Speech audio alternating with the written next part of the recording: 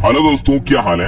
आज 24 मई 2025 दिन शनिवार, हिंदी तिथि द्वादशी है। और आइए बात करते हैं आज के मुख्य समाचार में देश भर की तमाम बड़ी खबरों पर नजर डालते हैं। देखिए, पहली खबर, आज देश के प्रधानमंत्री नरेंद्र मोदी नीति आयोग की गवर्निंग काउंसिल की 10वीं बैठक की अध्यक्षता करेंगे और इस बैठक में साल 2047 तक विकसित भारत के लक्ष्य को हासिल करने के रोडमैप पर चर्चा होगी। आज शनिवार को नई दिल्ली में ये बैठक होने जा रही है। और इसके अलावा बीते दिन भी पीएम मोदी ने rising north east investor summit का उद्घाटन किया। इसमें पीएम बोले कि आज नॉर्थ ईस्ट बन रहा ग्रोथ का फ्रंट रनर। इस शुभारंभ के दौरान कई बड़े इन्वेस्टमेंट का अनाउंसमेंट भी हुआ। देखिए, अडानी ग्रुप भी 50,000 करोड़ रुपए का निवेश करेगा नॉर्थ ईस्ट में। गौतम अडानी के ग्रुप की कई कंपनियां ये इन्वेस्टमेंट करेगी। ग्रीन एनर्जी के अलावा भी कई अलग अलग क्षेत्रों में ये निवेश होगा, जैसे smart meter, hydro power, pump storage project वगैरह में। और अडानी के अलावा मुकेश अंबानी ने भी इस समिट में बड़ी घोषणा की। 75,000 करोड़ रुपए के इन्वेस्टमेंट किए। कैंसर हॉस्पिटल और ओलंपिक ट्रेनिंग सेंटर्स के भी शुरुआत करेंगे मुकेश अंबानी। 6 बड़े ऐलान किए टोटल उन्होंने दिल्ली में आयोजित rising north east investor summit में। मुकेश अंबानी ने कहा कि रिलायंस इंडस्ट्रीज अगले 5 साल के दौरान इतने करोड़ के इन्वेस्टमेंट का टारगेट रखे हैं और इस निवेश से 2.5 मिलियन से भी ज्यादा डायरेक्ट इनडायरेक्ट नौकरियों के मौके बनेंगे। एक और घोषणा की उन्होंने, कहा कि AI भी लेकर आएगा जियो। आर्टिफिशियल इंटेलिजेंस के सेक्टर में भी जियो अब प्राथमिकता देगी। और किसानों की आय बढ़ाने को लेकर भी मुकेश अंबानी ने कहा कि रिलायंस रिटेल स्टेपल फलों और सब्जियों की अपनी खरीद बढ़ाएगा। वहीं बायोगैस प्लांट और कैंसर अस्पताल का निर्माण भी करेगा। रिलायंस की तरफ से कई नए ट्रेनिंग सेंटर्स बनाने की भी घोषणा की गई है। और इस समिट के दौरान पीएम मोदी ने पूर्वोत्तर राज्यों को बताया आसियान के साथ ही 200 अरब डॉलर के व्यापार का प्रवेश द्वार। और इस rising north east investor summit को इंडस्ट्री के एक्सपर्ट ने भी पूर्वोत्तर राज्यों की तरक्की का नया रास्ता बताया है। चलिए अगली खबर देखिए दोस्तों। केंद्रीय वाणिज्य मंत्री पीयूष गोयल ने कहा कि भारत और अमेरिका ने पारस्परिक रूप से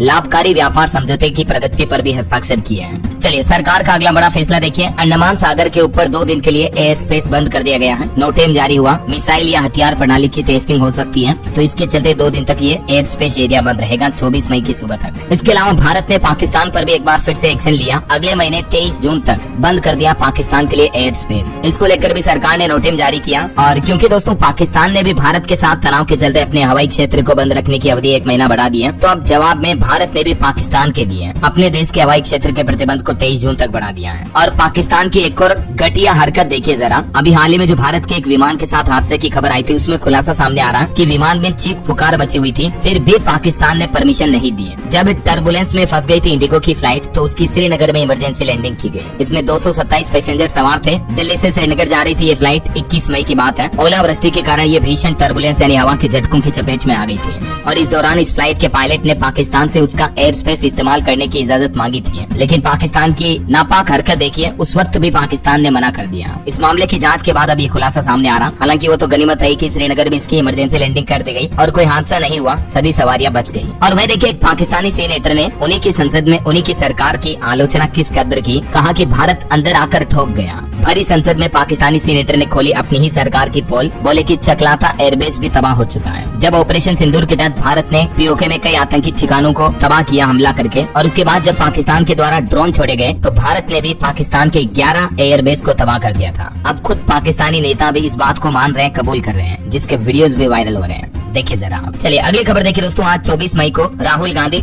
जम्मू कश्मीर जाएंगे। यहाँ पाकिस्तानी गोलाबारी से प्रभावित परिवारों से मुलाकात करेंगे, सांत्वना देंगे। चलिए बड़ी अच्छी खबर आ रही है। देश के शिक्षा मंत्रालय ने देश भर में शुरू किया तंबाकू और नशा मुक्त स्कूल कॉलेज अभियान। DOSEL यानी department of school education and literacy के द्वारा ये देश भर में बड़ा अभियान शुरू किया गया और इस अभियान का उद्देश्य है स्कूल कॉलेज एजुकेशन परिसर को नशा और तंबाकू मुक्त बनाना है। इस अभियान के तहत सभी राज्यों और केंद्र शासित प्रदेशों को निर्देश भी जारी किए गए हैं, देख सकते हैं आप। चलिए अगली बड़ी खबर आ रही है। अमेरिका में अगर आईफोन नहीं बनाए तो लगेगा 25% टैक्स। डोनाल्ड ट्रंप ने अब एप्पल कंपनी को बड़ी धमकी दी है। ट्रंप ने एप्पल से कहा कि भारत में आईफोन मत बनाओ, अगर ऐसा किया तो 25% टैरिफ लगाएंगे। जो फोन अमेरिका में बेचे जाएंगे या तो वे यहीं बनेंगे, नहीं तो एप्पल कंपनी को अब बड़ा नुकसान उठाना पड़ेगा। इससे पहले भी आपको पता होगा, ट्रंप ने एप्पल कंपनी के CEO टिम कुक से कहा था कि भारत में फैक्ट्रियां लगाने की जरूरत नहीं है, इंडिया अपना ख्याल खुद रख सकता है। तो कहीं न कहीं देखा जाए तो अभी डोनाल्ड ट्रंप भारत के प्रति अपना रवैया और नजरिया बहुत ही नकारात्मक दिखा रहे हैं। अमेरिकी सरकार ने एक और बड़ा फैसला लिया। अमेरिका में कमाए पैसे भारत भेजने पर 3.5% टैक्स लगेगा और इससे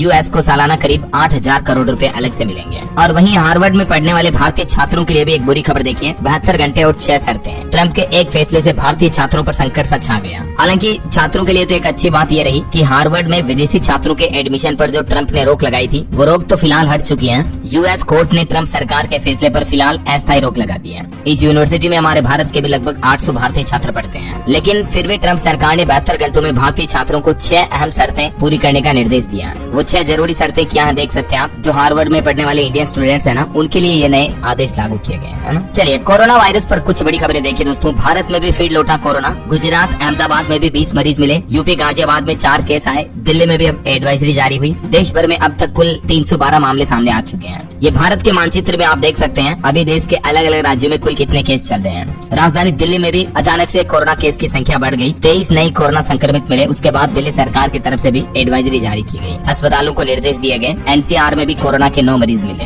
ये देख सकते हैं आप, दिल्ली में 23, गुरुग्राम में 3, गाजियाबाद में 4 और फरीदाबाद में 2 नए मामले सामने आए कोरोना के। कोरोना के वापस रिटर्न होने के बाद हड़कंप समझ गया। अब सभी अस्पतालों को तैयारियां बरतने के निर्देश भी जारी हुए हैं। ये देख सकते हैं आप, government of NCT of Delhi की तरफ से जारी नोटिफिकेशन भी है। कोरोना बढ़ने के बाद सरकार की तरफ से ये एडवाइजरी जारी की गई और इस एडवाइजरी में अस्पतालों को भी अलर्ट किया गया। कहा कि लोग भी अपने स्वास्थ्य और सुरक्षा दिशा निर्देशों का पालन करें। स्वास्थ्य कर्मियों को भी दोबारा से प्रशिक्षित करे डिपार्टमेंट। और कोरोना के कुल कितने मामले सामने आते हैं रोजाना अब सरकार को रिपोर्ट करना होगा। और संदिग्ध व्यक्तियों की कोविड-19 की जांच भी पर्याप्त रूप से करनी होगी। मास्क पहनना होगा और आम लोगों को भी सतर्क रहने की जरूरत है। ये मतलब दिल्ली सरकार की तरफ से कुछ जरूरी निर्देश जारी किए गए हैं। अस्पतालों में बेड बढ़ाएं, ऑक्सीजन सिलेंडर की सप्लाई भी सुनिश्चित की जाए। देश भर में बढ़ते कोरोना के मामलों ने चिंता बढ़ाई तो अब कई राज्य सरकारों की तरफ से एडवाइजरी जारी की गई है। कुछ और राज्यों के हालात देखिए आप। उत्तर प्रदेश में भी कोरोना की फिर से दस्तक हुई। गाजियाबाद में 4 संक्रमित मिले। बेंगलुरु से लौटे बुजुर्ग दंपति और महिला घर में आइसोलेट हुई, एक अस्पताल में एडमिट है। हरियाणा में भी बीते 48 घंटों में कोरोना के 5 मरीज मिले, जिनमें 2 महिलाएं हैं। किसी की भी इंटरनेशनल ट्रेवल हिस्ट्री नहीं है। उसके बाद पीजीआई में 10 कोरोना बेड रिजर्व किए गए हैं। मंत्री बोले कि सभी लोग मास्क पहने हैं। न सिर्फ भारत में बल्कि दोस्तों हमारे पड़ोसी देश पाकिस्तान में भी देखिए कोरोना से एक सप्ताह में 4 मौतें हुई। पाकिस्तान के कराची में हर दिन 8-10 पॉजिटिव केस आने लग गए हैं। Bharat, Pakistan, China, Hong Kong, Singapore, Thailand समेत पूरे एशिया महाद्वीप पर कोरोना के केस बढ़ने लगे। हालांकि एक्सपर्ट का कहना है कि जब तक कोरोना का कोई बिल्कुल नया वेरिएंट नहीं आ जाता तब तक हम सेफ हैं। अभी मौजूदा समय में जो ये कोरोना का वेरिएंट चल रहा है ये JN.1 वेरिएंट है और ये पुराने ओमिक्रॉन वेरिएंट का ही एक म्यूटेंट वर्जन है। और भी इस वेरिएंट के बारे में अगर आप डिटेल जानकारी देखना चाहते हैं तो मैंने कल शाम को एक वीडियो डाला DLS न्यूज चैनल पर अलग से, आप चाहे तो इसमें देख लीजिएगा ना। चलिए फिलहाल देखिए अगली बड़ी खबर। भारतीय रिजर्व बैंक RBI सरकार को रिकॉर्ड तोड़ 2.5 लाख करोड़ से भी ज्यादा का सरप्लस ट्रांसफर करेगा, जो कि पिछले साल से भी 28% ज्यादा है। पिछले साल 2.1 लाख करोड़ रुपए ट्रांसफर हुए थे, इस बार 2.69 लाख करोड़ रुपए हैं, जो कि देश की GDP के लिए अच्छी बात है ना।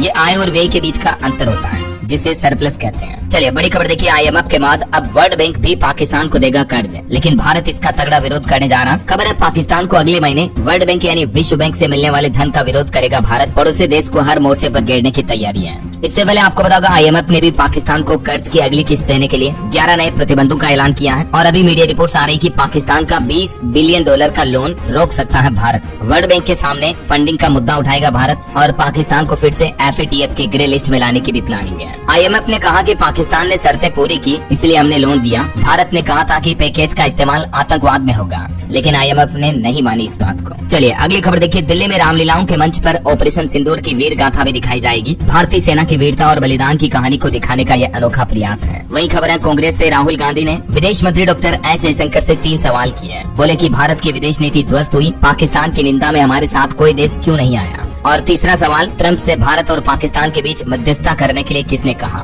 राहुल गांधी ने S जयशंकर जी से ये 3 क्वेश्चन किए। इधर पश्चिम बंगाल के मुख्यमंत्री ममता बनर्जी ने भी केंद्र सरकार से अपील की और कहा कि संसद का विशेष सत्र बुलाएं। ऑपरेशन सिंदूर को लेकर दुनिया भर में हुए डेवलपमेंट पर लोगों को जानकारी भी दें। वही दोस्तों हवाई यात्रियों के लिए भी सरकार की तरफ से कुछ नए नियम लागू हुए हैं। फ्लाइट के टेक ऑफ और लैंडिंग के वक्त अब खिड़कियां बंद रखने के आदेश जारी हुए हैं। इस दौरान फोटोग्राफी करने और वीडियो बनाने पर भी बैन रहेगा। हालांकि ये नियम देश भर के सभी एयरपोर्ट पर लागू नहीं होगा, बल्कि जो हमारे देश के 4 डिफेंस एयरपोर्ट हैं उन पर ये नए नियम लागू होंगे। ये आदेश DGCA की तरफ से जारी किए गए हैं और ये नियम लागू करने के पीछे मकसद ये है ताकि लोग बाग फ्लाइट के लैंडिंग और टेक ऑफ के वक्त जो वहाँ का डिफेंस एरिया होता है ना, उसकी फोटोग्राफी और वीडियोग्राफी ना कर पाए, जिससे कि सिक्योरिटी में किसी तरह का कोई ब्रिज पैदा ना हो, है ना। तो सरकार द्वारा जारी नए ऑर्डर के मुताबिक प्लेन के 10,000 फीट की ऊंचाई तक पहुंचने तक खिड़कियां बंद रखी जाएगी। नियम न मानने वालों के खिलाफ कानूनी कार्रवाई भी की जाएगी। चलिए अगली बड़ी अच्छी खबर देखिए, देश की माताओं बहनों के लिए अच्छा अपडेट है। सुप्रीम कोर्ट ने कहा कि मैटरनिटी लीव जन्म देने के अधिकारों का हिस्सा है। मद्रास हाईकोर्ट का फैसला भी खारिज कर दिया और एक महिला के तीसरे बच्चे के लिए भी छुट्टी देने से जो मद्रास हाईकोर्ट ने इनकार किया था उसकी इजाजत दे दी है सुप्रीम कोर्ट ने। मतलब मद्रास हाईकोर्ट ने तो मना कर दिया था कि तीसरे बच्चे के जन्म पर जो है मैटरनिटी लीव नहीं मिल सकती है। हाईकोर्ट ने स्टेट पॉलिसी का हवाला देते हुए कहा कि 2 बच्चों तक ही ये मातृत्व अवकाश की छूट सीमित है। लेकिन जब महिला सुप्रीम कोर्ट पहुंची तो सुप्रीम कोर्ट ने देश भर की माताओं बहनों के हक में बहुत ही शानदार फैसला दिया और कहा कि कोई भी संस्था किसी भी महिला को मातृत्व अवकाश के अधिकार से वंचित नहीं कर सकती है। फिर भले ही तीसरा बच्चा ही क्यों ना हो, सभी महिला कर्मचारी मातृत्व अवकाश के पूरी हकदार है ना। और इसके अलावा सुप्रीम कोर्ट के कुछ और फैसले देखिए आप। सुप्रीम कोर्ट ने एक पोक्सो के केस में भी दोषी को सजा नहीं दी है। कहा कि पीड़ित घटना से ज्यादा तो कानूनी प्रक्रिया से परेशान हुई। एक्चुअली ये मामला 5-6 साल पुराना था, जिसमें एक लड़की जब नाबालिग थी तब उसके साथ किसी लड़के ने संबंध बनाए और उस लड़के के परिवार वालों ने उस लड़के के खिलाफ पोक्सो का मामला दर्ज कर दिया। ठीक है, लेकिन फिर सुप्रीम कोर्ट ने क्या कहा, क्योंकि वो जो शख्स था लड़का, वो लड़की के बालिग होने के बाद उसी से शादी कर लेता है। अभी तो उनके बच्चे भी हो गए हैं, बावजूद इसके कोर्ट में मामला चल रहा है। तो सुप्रीम कोर्ट ने कहा कि पीड़ित लड़की को सही विकल्प चुनने का तो मौका ही नहीं दिया, जबकि जिस लड़की के साथ ये घटना हुई उसने खुद उसे अपराध नहीं माना है। तो असली परेशानी तो लड़की को उल्टी कानूनी प्रक्रिया के जरिए और पुलिस और कोर्ट के चक्कर से हुई है। तो ये भी एक महत्वपूर्ण फैसला है पोक्सो के मामले में, जब दोषी को सजा से मुक्त कर दिया गया, क्योंकि सुप्रीम कोर्ट ने कहा कि अब वो महिला दोषी व्यक्ति से भावनात्मक रूप से जुड़ी है और अपने छोटे से परिवार को लेकर बहुत ही संवेदनशील है। चलिए अगली खबर देखिए। सुप्रीम कोर्ट में एक और याचिका लगाई गई जिसमें कहा गया कि ऑनलाइन सट्टेबाजी को बढ़ावा दिया जा रहा है, जिसमें कई सारे एक्टर क्रिकेटर भी शामिल हैं जो MPL, ड्रीम 11 इस तरह की एप्स को प्रमोट वगैरह करते हैं। तो इससे संबंधित सुप्रीम कोर्ट में याचिका लगाई। ठीक है, अब देखिए कोर्ट ने क्या कहा कि कोई भी कानून जुआ खेलने से नहीं रोक सकता है। सुप्रीम कोर्ट ने खुद कहा कि हम जानते हैं कि इसे रोका जाना चाहिए क्योंकि समाज में ये चीजें गलत होती हैं, लेकिन शायद आप इस गलतफहमी में हैं कि इसे कानून के जरिए रोका जा सकता है, क्योंकि कोई भी कानून इसको नहीं रोक सकता। सुप्रीम कोर्ट के जस्टिस सूर्यकांत ने एग्जाम्पल भी दिया। उन्होंने कहा कि जिस तरह से हम लोगों को हत्या करने से भी नहीं रोक सकते हैं, बल्कि ये चीजें गैर कानूनी है, उसी तरह से कोई कानून लोगों को सट्टेबाजी और जुआ खेलने से नहीं रोक सकता है। बिल्कुल जस्टिस सूर्यकांत के द्वारा दिए हुए बयान भी आप देख सकते हैं। कहीं न कहीं ये फैसला वाकई में बड़ा ही सोचनीय और चिंतनीय है कि देश के सर्वोच्च न्यायालय के जज आखिर ये बात कह रहे हैं। सुप्रीम कोर्ट ने खुद कहा कि ये समाज का विचलन है और हम भी इसको लेकर मजबूर हैं। जबकि याचिका में दावा किया गया था कि कई बच्चे भी ऑनलाइन एप्स के इन झांसे में फंस जाते हैं, पैसे उड़ा देते हैं, सट्टेबाजी जुआ के चक्कर में पड़ रहे हैं, लेकिन कहीं न कहीं ये एक विडंबना है। और वहीं दोस्तों राजस्थान कोटा में जो आए दिन स्टूडेंट्स खुद की जान ले लेते हैं, ऐसे मामले सामने आते हैं। इस मुद्दे पर भी सुप्रीम कोर्ट ने राजस्थान सरकार को फटकार लगाते हुए पूछा कि स्टूडेंट कोटा में ही जान क्यों दे रहे हैं और इसे रोकने के लिए अब तक क्या किया। इस संबंध में जवाब भी मांगा है। सुप्रीम कोर्ट ने कहा कि इस तरह के मामलों को हल्के में मत लीजिए, सरकार को इन केस को गंभीरता से लेना चाहिए ऐसा। चलिए अगली खबर देखिए। नक्सलवाद पर एक और कड़ा प्रहार। छत्तीसगढ़ महाराष्ट्र बॉर्डर पर मुठभेड़ में 4 और नक्सली ढेर हुए। CRPF के 300 जवानों ने घेर कर मारा। वहीं खबर है अयोध्या राम मंदिर के फर्स्ट फ्लोर पर स्थापित हुआ राम दरबार प्रतिमा को अभी ढक कर रखा गया है। प्राण प्रतिष्ठा समारोह के बाद ही श्रद्धालु दर्शन कर पाएंगे। ये कुछ तस्वीरें आप देख सकते हैं। चलिए खबर आ रही है भारतीय डेलीगेशन के रूस पहुंचने से पहले यूक्रेन ने बड़ा हमला किया। मॉस्को एयरपोर्ट पर ड्रोन अटैक हुआ। 40 मिनट तक आसमान में फंसे रहे। अभी रूस की राजधानी मॉस्को गए भारतीय प्रतिनिधिमंडल का विमान 40 मिनट तक आसमान में इस वजह से चक्कर काटता रहा क्योंकि अभी रूस यूक्रेन के बीच जो जंग चल रही है। और ये जो डेलीगेशन रूस गया है ऑपरेशन सिंदूर की सफलता की जानकारी देगा और आतंकवाद के मुद्दों पर भी बात करेगा। आतंकवाद के विरुद्ध भारत का रुख बताने के लिए बहुदलीय शिष्टमंडल ने संयुक्त अरब अमीरात, जापान और रूस की यात्रा की है। वहीं खबर है हिमाचल के मुख्यमंत्री हमारे देश की वित्त मंत्री निर्मला सीतारमण और वित्त आयोग के चेयरमैन से मिले। हिमाचल के लिए लोन लिमिट बढ़ाने और तुर्की के सेब आयात पर प्रतिबंध लगाने की मांग की। और खबर है पंजाब में भ्रष्टाचार केस में आम आदमी पार्टी के एक और विधायक गिरफ्तार हुए। 3 बैगों में भरकर दस्तावेज ले गई विजिलेंस टीम। पंजाब के मुख्यमंत्री बोले कि अपना हो या पराया भ्रष्टाचार बर्दाश्त नहीं करेंगे। चलिए खबर आ रही आयुष्मान कार्ड बनाने के लिए 26 से 28 मई तक चलेगा मेगा अभियान। बिहार के दरभंगा में अभियान शुरू होने जाना। डीएम की तरफ से तैयारियां भी शुरू कर ली गई है। और इसके अलावा PM किसान योजना के लिए भी नियमों में कुछ बदलाव किया गया है। अब लाभ लेने के लिए दिखानी होगी ऑनलाइन जमाबंदी भी। ये देख सकते हैं आप इस योजना से जुड़े नए आदेश की जानकारी भी। चलिए ऑटो इंडस्ट्री से खबर देखिए। किया Cadence क्लाविस level 2 advance safety features के साथ लॉन्च हुई। 1 लीटर डीजल में 19.5 का माइलेज देगी है। शुरुआती कीमत 11.5 लाख से शुरू है। वहीं मोबाइल फोन लॉन्चिंग पर भी खबर आ रही। मोटोरोला रेजर 60 फ्लिप स्मार्टफोन 28 मई को लॉन्च होगा। वीडियो जेस्चर फीचर वाला ये दुनिया का पहला स्मार्टफोन होगा जिससे आप अपने हाथ के इशारे से कैमरे वगैरह को कंट्रोल कर पाएंगे, है ना। और वहीं लावा कंपनी भी अपना सबसे सस्ता 5G स्मार्टफोन शार्क को लॉन्च कर दिया है। 5000 mAh बैटरी के साथ इसकी कीमत 8000 रुपए तय की गई है। चलिए अगला अपडेट आ रहा। भारतीय कला और संस्कृति की झलक अमेरिका के न्यूयॉर्क में दिखाएगी नीता अंबानी। 12 से 14 सितंबर तक लिंकन सेंटर में ये इवेंट होगा जिसमें श्रेया घोषाल और शंकर महादेवन भी परफॉर्म देंगे। चलिए खबर आ रही कनाडा में अब विदेशी छात्रों का पढ़ाई करना मुश्किल हुआ तो भारतीय छात्रों के लिए भी प्रॉब्लम आएगी। सरकार कम परमिट जारी कर रही है। इससे भारतीय छात्रों की संख्या में 31% तक की गिरावट देखी गई। चलिए अगला अपडेट देखिए। UPI लेनदेन में अब नहीं आएगी बार बार रुकावट। NPCI की तरफ से बड़ा कदम कदम उठाया गया है। दरअसल डिजिटल लेन देन के लिए यूपीआई पर निर्भरता बढ़ रही है और आपको पता होगा कई बार इसमें डाउन टाइम की समस्या भी आ रही है। मतलब फोन पे गूगल पे से पेमेंट होता नहीं है, कई बार महीने में 1-2 बार ऐसी प्रॉब्लम आई जाती है, राइट। तो अब अच्छी बात यह है कि national payments corporation of India यानी एनपीसीआई इस समस्या को लेकर सख्त हो गया है और उसने सभी बैंकों और यूपीआई एप्लीकेशन प्रोग्रामिंग इंटरफेस यानी एपीआई से जुड़े 10 दिशा निर्देश जारी किए हैं, जिन्हें 31 जुलाई से पहले लागू करना होगा। तो ये भी अच्छी बात है कि आगे आने वाले टाइम में आपको यूपीआई के सर्वर डाउन वगैरह की समस्याएं नहीं होगी, है ना। चलिए बड़ी खबर देखिए दोस्तों, बांग्लादेश में भूचाल सा आ गया। राजधानी ढाका की सड़कों पर उतर आए लोग। वहाँ के मोहम्मद यूनुस अब प्रधानमंत्री पद से इस्तीफा देंगे। बोले कि मैं बंधुत्व महसूस कर रहा हूँ। मतलब बांग्लादेश की इस सरकार का भी फिर से उठा पटक होने का समय आ चुका है और बांग्लादेश ने यू टर्न लिया। भारत के साथ रद्द किया 180 करोड़ का रक्षा सौदा भी। चीन की गोद में जा बैठे यूनुस। चलिए जीएसटी काउंसिल मीटिंग पर खबर आ रही है। जल्दी जीएसटी परिषद की अगली बैठक होगी जिसमें जीएसटी कर की दरों में सुधार पर भी अहम फैसला लिया जा सकता है। वहीं जासूस ज्योति से जुड़े कुछ बड़े अपडेट देखिए आप। उत्तर प्रदेश काशी में भी ज्योति अस्सलाम वालेकुम कहकर लोगों से बातें करती थी। मुस्लिम इलाकों में 12 दिन घूमी। यहाँ का स्टाफ भी बोला कि बहुत लोग आते हैं मगर इनको हम पहचानते हैं। और यूट्यूबर ज्योति के घर से जब्त मोबाइल और दस्तावेज भी पुलिस ने वापस लौटा दिए हैं। उनके पिता बोले कि वकील न करने का दबाव बनाया। मुंबई और उज्जैन पुलिस भी अब ज्योति से पूछताछ करेगी। यूट्यूबर ज्योति उलुत्रा से पूछताछ कर पुलिस टीम उज्जैन लौटी। कुछ खास जानकारी हाथ नहीं लगी। रिपोर्ट्स में पता चला कि 1 साल पहले भी उज्जैन और इंदौर आई थी ज्योति। चलिए अगली खबर देखिए। पाकिस्तानी सांसद सैयद अली जफर ने सिंधु जल संकट को बताया वाटर बम। उन्होंने सरकार से मांग की है कि वो जल्द से जल्द संकट से बाहर निकलने के लिए कोई कदम उठाए। पाकिस्तान की 90% फसलें इसी जल पर निर्भर करती हैं। अगर संकट नहीं सुलझा तो पाकिस्तान के लोग भूखे मर जाएंगे। और खबर देखिए, सांसदों के 4 प्रतिनिधि मंडल को दी गई पाकिस्तान के कारनामों की भी जानकारी। सबूतों के साथ अब ये विदेश में खोलेंगे पोल।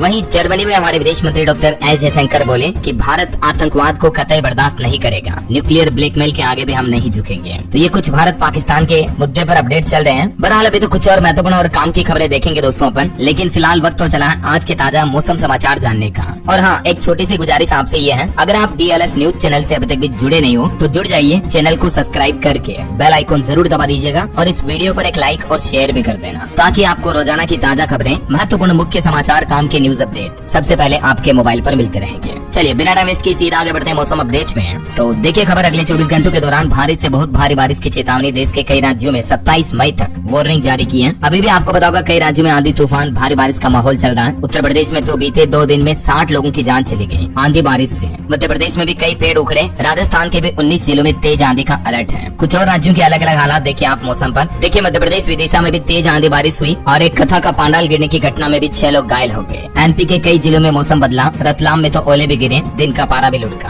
तो वहीं इधर राजस्थान में देखिए कुछ जिलों में भीषण गर्मी पड़ रही है। जैसलमेर में पारा 48 डिग्री सेल्सियस तक चल रहा है। इस सीजन का सबसे अधिक तापमान रहा। हालांकि राजस्थान के भी 22 जिलों में आंधी बारिश का अलर्ट है। और यूपी के हालात तो आपको पता ही होंगे। आंधी बारिश से 60 लोगों की मौतें हो गई। 4 फ्लाइट भी कैंसिल की गई। वाराणसी समेत कई जिलों में आंधी तेज तूफानी हवाओं के साथ चली। 50 किलोमीटर प्रति घंटा की रफ्तार से हवाएं चली। आज भी यूपी के 61 जिलों में बारिश का अलर्ट है। छत्तीसगढ़ में भी प्री मानसून बारिश की एंट्री हो चुकी है। बीजापुर में 50 mm बारिश हुई। छत्तीसगढ़ के 12 जिलों में ऑरेंज अलर्ट है। रायपुर दुर्ग में बिजली भी गिरेगी, सावधान रहें। और इधर बिहार के भी हालात देखिए दोस्तों। औरंगाबाद बक्सर समेत 6 जिलों में तेज बारिश हुई। छपरा सारण में भी भारी बारिश की चेतावनी है। पटना में बूंदाबांदी के आसार रहेंगे। आज भी बिहार के 23 जिलों में अलर्ट है। झारखंड में लगातार 28 मई तक बारिश की चेतावनी। आज भी तेज हवाएं चल सकती हैं। आकाशीय बिजली गिरने का भी अलर्ट है। हरियाणा में भी देखिए हिसार समेत कई जिलों में बारिश हुई। आंधी तूफान की घटनाओं में कई लोगों की जानें भी चली गई। प्रदेश के 6 जिलों में आज भी संभावना है। बाकी अगले 24 घंटों के दौरान दिल्ली NCR समेत कई राज्यों में भारी बारिश का अलर्ट है। और भी डिटेल जानकारी आप देख सकते हैं। वैसे अब गर्मी भी बढ़ेगी क्योंकि 25 मई से नौतपा लगने जा रहा कल से ही। तो 9 दिन काफी ज्यादा तपेगा। ज्येष्ठ महीने के सबसे ज्यादा गर्मी वाले दिन शुरू होने जा रहे हैं। और देखिए बीते 20 सालों की अवधि में हीट वेव से भी 20,000 लोगों की जानें चली गई। 2001 से लेकर 2019 के बीच भारत में हीट वेव की वजह से देखिए हजारों लोगों की मौतें हुई। हालिया वैज्ञानिकों के अध्ययन में चौंकाने वाला खुलासा सामने आया। सबसे ज्यादा हाशिए समुदाय के लोग प्रभावित हुए हैं। चलिए सराफा बाजार पर भी नजर डाल लेते हैं। देखिए सोने के दाम मामूली 45 रूपए घटकर अभी 95,471 रूपए प्रति 10 ग्राम पहुंच चुके हैं। चांदी भी 390 रूपए महंगी हुई और चांदी की कीमत भी 390 रूपए बढ़कर 96,909 रूपए प्रति किलो पहुंच चुकी है। चलिए कुछ मार्केट अपडेट्स भी देख लेते हैं। देखिए बीते दिन भारतीय शेयर बाजार में अच्छी खासी बढ़ोतरी दर्ज हुई। सेंसेक्स 769 अंक चढ़ा। निफ्टी भी लगभग 250 अंक बढ़ोतरी में रहा। तो कहीं न कहीं शेयर बाजार में मजबूती वापस लौटी है। और देखिए मामा अर्थ का शेयर भी एक ही दिन में 20% चढ़ा। वजह कंपनी के चौथी तिमाही के मजबूत नतीजे। और रिलायंस पावर का शेयर भी 19% चढ़ा, क्योंकि कंपनी को भूटान का सबसे बड़ा सोलर पावर प्रोजेक्ट मिला है। और अमेरिका के शेयर बाजार में बड़ी गिरावट देखने को मिली। अमेरिकी राष्ट्रपति डोनाल्ड ट्रंप के टैरिफ के नए ऐलान से शेयर बाजार में हाहाकार समझ गया। अमेरिका का जो इंडेक्स है नेस्डेक, उसमें 1% तक की गिरावट देखी गई और एप्पल के शेयर भी 4% तक गिरे। ओके, और चलिए मार्केट के बाद आगे बढ़ते हैं अपन खबरों में। देखिए बड़ी खबर, आंध्र प्रदेश में 600 करोड़ का एक नया स्कीम का खुलासा सामने आया है। फर्जी कॉल सेंटर के जरिए अमेरिकी नागरिकों को ठगते थे। ये खुद को अमेजोन सपोर्ट और बैंक अधिकारी बताते थे। आंध्र प्रदेश के अन्नकापल्ली जिले में ये इंटरनेशनल फर्जी कॉल सेंटर का खुलासा हुआ है। 2 साल में करीब इन्होंने 600 करोड़ की धोखाधड़ी की है। देखिए कितने बड़े लेवल पर ये स्कैम चलते हैं। और खेल समाचार पर खबर आ रही, हैदराबाद ने बेंगलुरु को 42 रन से हराया। ईशान किशन ने 48 बॉल पर 54 रन बनाए। पैट कमिंस को 3 विकेट मिले। वहीं टाटा IPL 2025 प्लेऑफ टिकट 24 मई को लाइव होंगे। एलिमिनेटर और क्वालिफायर 1 के मैच मुलानपुर, जबकि क्वालिफायर 2 और फाइनल अहमदाबाद में खेला जाएगा। और एक खबर है, नीरज चोपड़ा आज जानुस कुसोंस्की मेमोरियल 2025 में भी उतरेंगे। चलिए अगली खबर आ रही, 2 साल बाद खुलेंगे नए nursing college. Madhya Pradesh nursing counselling ने शुरू की आवेदन प्रक्रिया भी है। चलिए खबर आ रही, प्रधानमंत्री ई ड्राइव योजना के तहत तेलंगाना, दिल्ली, कर्नाटक और गुजरात के लिए शुरू की जाएगी इलेक्ट्रिक बसें। केंद्रीय मंत्री HD कुमारस्वामी की तरफ से एक बात की जानकारी दी गई, जिसमें ये भी बताया गया कि किन किन शहरों में कितनी बसें उपलब्ध कराई जाएगी। बेंगलुरु में 4500, हैदराबाद को 2000, दिल्ली को 2800, अहमदाबाद को 1100 और सूरत को 600 इलेक्ट्रिक बसें उपलब्ध करवाने का आश्वासन दिया है। चलिए बड़ी खबर देखिए, DLF छतरपुर फार्म के रास्तों का इस्तेमाल कर पाएंगे अब आम लोग भी, कोई चार्ज नहीं देना पड़ेगा। दिल्ली हाईकोर्ट की तरफ से अनुमति दी गई है। चलिए खबर आ रही, अब नहीं लगना होगा लाइन में, आभा ID से स्कैन करके बनेंगे पर्चे। मरीजों का सभी का रिकॉर्ड भी ऑनलाइन सुरक्षित रहेगा। उत्तर प्रदेश हाथरस से ये नई पहल शुरू होने जा रही है। वहीं इलेक्शन कमीशन यानी चुनाव आयोग की नई पहल देखिए, अब मतदान केंद्र के बाहर मोबाइल जमा कर सकेंगे वोटर। 100 मीटर की दूरी पर मिलेगी अनौपचारिक वोटिंग की सुविधा भी है। केंद्रीय चुनाव आयोग ने मतदाताओं की सुविधा बढ़ाने और मतदान वाले दिन के इंतजामों को सुव्यवस्थित करने के लिए ये बड़ा फैसला लिया है। मोबाइल जमा कराने की सुविधा मिलेगी, है ना। चलिए खबर है, CAPF में पदोन्नति और वित्तीय फायदों से वंचित CAPF कैडर अफसरों को सुप्रीम कोर्ट से राहत मिली। 6 महीने में रिव्यू होगा। वहीं बिहार को मिलेगी एक और नई वंदे भारत मेट्रो ट्रेन, जो कि पटना से चलेगी। पटना जयनगर नमो भारत ट्रेन की शुरुआत पिछले महीने हुई है और इसके बाद अब बिहार को एक और वंदे भारत मेट्रो ट्रेन का तोहफा भी देने जा रही केंद्र सरकार। और प्रधानमंत्री नरेंद्र मोदी परसों 26 तारीख को गुजरात भी जाएंगे। देश के पहले 9000 horse power electric locomotive railway engine का भी अनावरण करेंगे। और एक अच्छी रिपोर्ट सामने आ रही, उम्मीद है कि अब पानी के लिए नई हाइड्रोजेल प्रणाली विकसित हो पाएगी, जो 10 गुना तेज होगी। हवा की मदद से अब रेगिस्तान में भी पानी मिल पाएगा। दरअसल जल संकट से निपटने के लिए वैज्ञानिकों को उम्मीद की नई किरण दिखी है। अब नई हाइड्रोजेल प्रणाली से 10 गुना तेजी से हवा से पानी निकाला जा सकेगा। एक बड़ी चिंताजनक रिपोर्ट सामने आ रही है कि अब तक के 5 सबसे गर्म वर्षों में शामिल होगा ये साल 2025। वैश्विक सतह का औसतन तापमान 1.28 डिग्री ज्यादा रह सकता है इस साल। चलिए UPSC एग्जाम को लेकर दिल्ली मेट्रो ने बड़ा ऐलान किया है। UPSC परीक्षा के दिन इन 3 रूटों पर सुबह 6 बजे से मेट्रो चलना शुरू हो जाएगी। और वो कौन कौन से रूट है देख सकते हैं आप, डिटेल भी है। चलिए खबर देखिए दोस्तों, उबर के बाद अब ओला और रेपिडो जैसी कैब कंपनियों की भी जांच शुरू हुई। एडवांस टिप को लेकर अब CCPA सख्त हुआ। केंद्रीय उपभोक्ता संरक्षण प्राधिकरण की तरफ से इन कंपनियों के टिप मामले पर जांच की जाएगी। वही देखिए यूपी में बर्ड फ्लू की रोकथाम के लिए कंट्रोल रूम बनाया गया। हाथरस में भी तहसीलवार टास्क फोर्स का गठन किया गया। चलिए खबर आ रही, 29 मई को आएगा सहायक अभियोजन अधिकारी भर्ती की मुख्य परीक्षा के प्रवेश पत्र। RPSC का एग्जाम 1 जून को आयोजित होगा। वही भारत के फॉरेक्स रिजर्व पर भी डेटा आ रहा दोस्तों। देश के विदेशी मुद्रा भंडार को थोड़ी चपत लगी है। 4.88 अरब डॉलर घटकर अभी 685.73 अरब डॉलर पर आ गया है। चलिए खबर देखिए, निष्क्रिय बैंक खातों पर RBI की तरफ से एक नया ड्राफ्ट सर्कुलर जारी किया गया है। वीडियो KYC से भी अब बंद पड़े बैंक खाते दोबारा चालू हो सकेंगे। चलिए खबर आ रही, इस राज्य में प्लॉट लेने वालों के लिए अच्छी खबर है। ट्रांसफर पर सरकार ने बड़ी राहत दी है, बिना झंझट के काम हो पाएगा। हरियाणा में प्लॉट लेने वालों के लिए नायब सिंह सैनी सरकार ने ये अच्छी राहत दी है। हरियाणा शहरी विकास प्राधिकरण कार्यालय HSPV द्वारा प्लॉट के ट्रांसफर का समय बिना ट्रांसफर परमिशन के 30 जून तक के लिए बढ़ा दिया गया। चलिए खबर आ रही, मथुरा श्री कृष्ण जन्मभूमि शाही ईदगाह विवाद मामले में अब 4 जुलाई को हाईकोर्ट में फिर से सुनवाई होगी। इलाहाबाद हाईकोर्ट में ये मामला चल रहा है। वही खबर देखिए, ब्रह्मोस मिसाइल ही नहीं बल्कि एक और अचूक शस्त्र से भारतीय सेना की ताकत बढ़ने वाली है। DRDO खास प्लान कर रहा है। ऑपरेशन सिंदूर के बाद पाकिस्तान ही नहीं बल्कि पूरी दुनिया को भारत की ताकत का परिचय हुआ। और अब DRDO का कहना है कि भारत द्वारा विकसित की जा रही 5वीं पीढ़ी की stealth fighter aircraft advance medium combat aircraft AMCA पर भी काम प्रगति से चल रहा है। चलिए खबर देखिए, स्कूलों और शिक्षण संस्थानों में अल्पसंख्यक छात्रवृत्ति योजनाओं में गड़बड़ी पाई गई। अब विस्तृत जांच के आदेश दिए उत्तराखंड में। और उत्तराखंड के बिजली उपभोक्ताओं के लिए भी जरूरी खबर है, जुलाई में इतना महंगा आएगा आपका बिजली का बिल। जुलाई का बिजली का बिल लगभग 20 पैसे प्रति यूनिट बढ़ जाएगा। 3 महीने में बिजली खरीद की जो रिकवरी मांगी गई थी तो उस पर आयोग ने मुहर लगा दी है, तो जुलाई में ये वसूली की जाएगी, है ना। और खबर है, गृह मंत्री अमित शाह ने यमुना सफाई की समीक्षा की। दिल्ली में सीवेज प्रणाली में सुधार के भी निर्देश जारी किए हैं। और एक रिपोर्ट सामने आ रही है कि मिलिट्री हार्डवेयर और स्पेस टेक्नोलॉजी में भारत को अधिक निवेश करने की आवश्यकता है। बदलते वैश्विक परिदृश्य में भारत को भी इन सेक्टर में अपना निवेश बढ़ाना चाहिए, है ना। वहीं दुनिया में बड़ी उत्तर प्रदेश के उत्पादों की डिमांड 8 सालों में 1,70,000 करोड़ पर पहुंचा यूपी का निर्यात। और यूपी की योगी सरकार का कहना है कि दृष्टि बाधित लोगों की शिक्षा को नई दिशा मिली, ब्रेल प्रेस से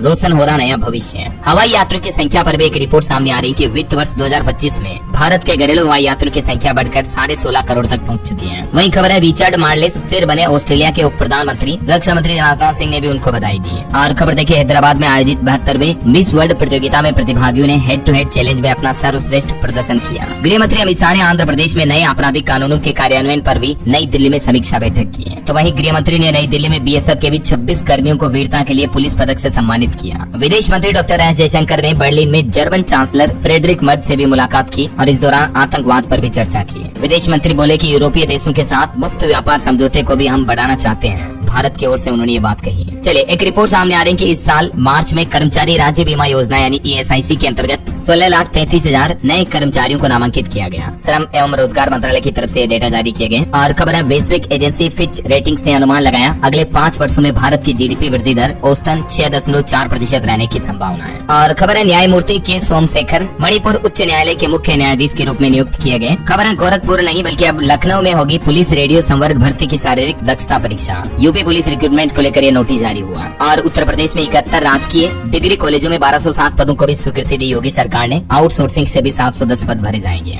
बिहार में देखिए अब दूसरी से 8वीं कक्षा तक के बच्चों का मासिक मूल्यांकन होगा। शिक्षा विभाग की तरफ से नई गाइडलाइन जारी की गई इस संबंध में। और ई शिक्षा कोष पोर्टल पर प्रश्न पत्र भी उपलब्ध होंगे। वहीं झारखंड सरकार के नई पहल बोर्ड निगम और विश्वविद्यालय के कर्मचारियों का भी अब स्वास्थ्य बीमा होगा। हेमंत सोरेन सरकार की तरफ से फैसला लिया गया। उत्तराखंड में स्टोन क्रशर लाइसेंस पर लगाई गई रोक नैनीताल हाईकोर्ट ने निर्देश जारी किए। हरियाणा में 1 दर्जन जिलों को आज से मिलने लगेगा पूरा पानी। इनेलो ने स्थगित किया आंदोलन, अब नहीं रोकेंगे पंजाब के वाहन भी। पंजाब हरियाणा के बीच जो जल विवाद चल रहा है, इस बीच ये फैसला लिया गया है, तो दोनों राज्यों के लिए अच्छी बात है ये। वही खबर है भारत के दुश्मनों की अब खेर नहीं, कुसा प्रोजेक्ट से और मजबूत होगा भारत का डिफेंस सिस्टम। ये भी S-400 की ही तरह पावरफुल है। और उत्तर प्रदेश की योगी सरकार ने फ्लैट खरीदारों को भी बड़ी राहत दी। 14,000 से ज्यादा लोगों को मिलेगा मालिकाना हक। ग्रेटर नोएडा में जो बिल्डरों द्वारा बकाया न चुकाने पर अटकी परियोजनाओं के कारण फ्लैट खरीदार जो परेशान थे, तो उनको अब योगी सरकार ने राहत दी है। अब योगी सरकार इस योजना को पूरा करने के लिए मदद करेगी ऐसा। वहीं खबर है यूपी के इस शहर में सार्वजनिक स्थलों पर पार्किंग करने पर अब शुल्क लगेगा। जल्दी ये नया नियम लागू होने जा रहा वाराणसी से। चलिए दोस्तों कुछ और स्टेट न्यूज अपडेट देख लेते हैं फटाफट से। देखिए राजस्थान में जो भारत पाकिस्तान तनाव के कारण स्थगित हो गई थी, लोक अदालत की नई तारीख घोषित हुई। 24 मई को आयोजन होगा। मध्य प्रदेश के स्टूडेंट्स के लिए अच्छी घोषणा हुई। 12वीं में 75% अंक पाने वालों को मिलेंगे लैपटॉप। स्कूल शिक्षा विभाग ने जिलों को सूची भी भेजी। वहीं मध्य प्रदेश में 1000 महिलाएं संभालेंगी PM के प्रोग्राम की व्यवस्था। भोपाल के हर मंडल से बीजेपी तैयार करा रही 35 एक्टिव लेडी लीडर्स की लिस्ट भी है। 31 मई को PM मोदी भोपाल का दौरा करेंगे, है ना। और राजस्थान से एक और अच्छा अपडेट आ रहा है कि सरकारी अस्पतालों में बाहर की दवाएं लिखने पर अब रोक रहेगी। नियमों का उल्लंघन करने पर डॉक्टरों के खिलाफ कार्रवाई भी होगी। शिकायत के लिए कंट्रोल रूम का नंबर भी जारी हुआ। यदि कोई डॉक्टर ऐसा करता है तो तुरंत आप इस नंबर पर संपर्क करके शिकायत दर्ज करवा सकते हैं। ये फैसला भी राजस्थान सरकार की तरफ से लिया गया। झालावाड़ से ये नया नियम लागू हो चुका है ना। वही खबर है बागेश्वर धाम के पंडित धीरेन्द्र कृष्ण शास्त्री 26 मई को हरियाणा पंचकुला आएंगे और यहाँ 4 दिन तक हनुमत कथा करेंगे। पांडाल भी तैयार हो चुका है। और छत्तीसगढ़ सरकार की एक नई पहल देखिए, घायलों का 7 दिन तक होगा फ्री इलाज। मंत्री श्याम बिहारी बोले कि 1.5 लाख रुपए तक का खर्च भी अब सरकार उठाएगी। छत्तीसगढ़ में सड़क हादसों में घायलों को भी ये बड़ी राहत मिलेगी। स्वास्थ्य मंत्री की तरफ से ये बड़ी घोषणा की गई है। वहीं छत्तीसगढ़ के स्वास्थ्य मंत्री ने एक और आदेश पर मुहर लगाई। % बेसिस पर होगी डॉक्टरों की बॉन्ड पोस्टिंग। 7 दिनों में होगी ऑनलाइन काउंसलिंग भी। और छत्तीसगढ़ से गुजरने वाली 18 ट्रेनें फिर से कैंसिल हुई। 1 से 8 जून तक नहीं चलेगी गाड़ियां। मध्य प्रदेश, उत्तर प्रदेश, बिहार और दिल्ली जाने वाले यात्री भी परेशान होंगे। वैसे छत्तीसगढ़ में प्री मानसून बारिश की भी एंट्री हो चुकी है। और चुनाव आयोग की एक नई पहल देखिए, अब ऊंची इमारतों और बड़ी कॉलोनियों में भी बनाए जाएंगे अतिरिक्त मतदान केंद्र। वहीं खबर है उत्तर प्रदेश में प्राइमरी टीचरों के ट्रांसफर पॉलिसी में बड़ा बदलाव किया गया। 5 साल की टाइम लिमिट हटी। ट्रांसफर DM की कमेटी करेगी। 6 लाख से भी ज्यादा टीचर्स के लिए खुशखबरी है। और यूपी लखनऊ में भी देखिए दिव्यांग जनों को विशेष सुविधाएं मिलेगी। विश्वविद्यालय बनेगा सेंटर फॉर एक्सीलेंस। केंद्र सरकार के साथ एक समझौता हुआ है। वहीं बिहार में भी लगभग 1.5 लाख टीचर्स का ट्रांसफर हुआ। 15 जून तक मिलेंगे स्कूल। और बिहार में आशा कार्यकर्ताओं ने भी गोपालगंज में प्रदर्शन किया। 21,000 मानदेय करने और सरकारी कर्मी का दर्जा देने की मांग की है। 30 मई को बिहार के कैमूर आएंगे पीएम मोदी, एनटीपीसी प्रोजेक्ट समेत कई योजनाओं का शिलान्यास करेंगे। वहीं बिहार से भारत गौरव ट्रेन भी 31 मई से चलेगी, ज्योतिर्लिंग के दर्शन कर पाएंगे आप। ये IRCTC का टूर पैकेज है। इसकी बुकिंग के बारे में ज्यादा डिटेल आप इस कॉन्टेक्ट इन्फॉर्मेशन पर चेक कर लीजिएगा। चलिए खबर देखिए, झारखंड में पहली बार मॉल में खुलेगी कंपोजिट शराब की दुकानें, सभी तरह की शराब मिलेगी, सुबह 10 से रात 11 बजे तक ओपन रहेगी। वह देखिए, हरियाणा सूचना आयोग को मिले 6 नए आयुक्त, और हरियाणा में भी कोविड-19 को लेकर सरकार ने अलर्ट जारी किया। 5 मरीजों को घर पर ही क्वारंटाइन किया गया। स्वास्थ्य मंत्री बोले कि सिविल सर्जनों को तैयारियों के निर्देश भी दिए हैं। पंजाब कैबिनेट बैठक में भी एक अहम फैसला लिया गया। 6 महीने में प्रॉपर्टी की किस्तें जमा करवानी होगी। इनोवेशन के लिए भी भगवंत मान सरकार ने 5 करोड़ रुपए मंजूर किए हैं। वहीं उत्तराखंड में भी कोविड को लेकर अलर्ट जारी हुआ, सभी अस्पतालों में व्यवस्था बनाने के निर्देश दिए। और एक देश एक चुनाव समिति ने भी उत्तराखंड राज्य सरकार से सुझाव लिए। चलिए एजुकेशन पर बड़ी खबर देखिए, हरियाणा के स्कूलों में अब फ्रेंच भाषा पढ़ाने की भी तैयारी की जा रही है। हरियाणा के मॉडल संस्कृति स्कूलों में फ्रेंच लैंग्वेज भी सिखाई जाएगी। कक्षा 9 से 12वीं तक के छात्रों को ये पढ़ाई जाएगी। और वही देखिए, बिहार के 76,000 स्कूलों में होगी शिक्षकों की भर्ती। BPSC जल्द ही निकालेगा नोटिफिकेशन भी। तो सरकारी नौकरी की तैयारी कर रहे स्टूडेंट्स के लिए भी अच्छी खबर है। बिहार के शिक्षा मंत्री की तरफ से खुद इस बात की घोषणा की गई है। कुछ और अपडेट देखिए फटाफट से। उत्तर प्रदेश मदरसा बोर्ड में भी बड़ा बदलाव किया गया। अब कामिल और फाजिल डिग्री खत्म होगी, बल्कि नौकरी दिलाने वाली शिक्षा दी जाएगी। सुप्रीम कोर्ट के फैसले के बाद यूपी मदरसा बोर्ड पाठ्यक्रम में ये बदलाव करने जा रहा है। अब मतलब धार्मिक एजुकेशन शिक्षाएं कम दी जाएगी, बल्कि आधुनिक शिक्षा को पढ़ाने पर फोकस किया जाएगा, है ना। और वही खबर है मतदाताओं के हित में, चुनाव आयोग ने लिया सबसे बड़ा फैसला। अब हर बूथ पर मिलेगी मोबाइल जमा करने की सुविधा। अच्छा सॉरी, ये अपडेट तो मैंने आपको पहले बता दिया था ना। चलिए अगली खबर देखिए आप, ग्रामीण क्षेत्र में भू अधिग्रहण मुआवजा अब दुगुना होगा। हाईकोर्ट ने रद्द की फैक्टर 1 वाली सरकार की अधिसूचना भी। हिमाचल हाईकोर्ट की तरफ से ये भूमि अधिग्रहण के लिए मुआवजे को दुगुना देने के आदेश जारी किए हैं। हरियाणा में भी हजारों कर्मचारियों की नौकरी पर टला संकट। अब अनुबंध आधार पर देंगे सेवाएं, पद खाली होते ही कर्मचारियों को पक्का भी किया जाएगा। पंजाब हरियाणा हाईकोर्ट ने सामाजिक आर्थिक आधार पर दिए जाने वाले अतिरिक्त अंकों की नीति को रद्द कर दिया है, और कोर्ट की तरफ से हरियाणा सरकार को ये आदेश भी दिया गया है। तो वहीं इधर यूपी की योगी सरकार का भी प्लान है। गाँव में तैनात कर्मचारियों को बड़ी राहत मिलेगी। एक नई सेवा नियमावली बनाई जाएगी। 16 साल बाद यूपी की योगी सरकार गाँव में तैनात कर्मचारियों के लिए ये स्पेशल कुछ नियम और शर्तें लागू करेगी। ओके, और चलिए अंत में आज के राशिफल पर नजर डाल लेते हैं। देखिए आज कर्क और कन्या राशि वालों की तरक्की के योग है। निवेश के लिहाज से कुंभ राशि वालों के लिए भी अच्छा दिन रहेगा। और भी कुछ अलग अलग राशियों का राशिफल आप देख सकते हैं स्क्रीन पर। और हाँ दोस्तों,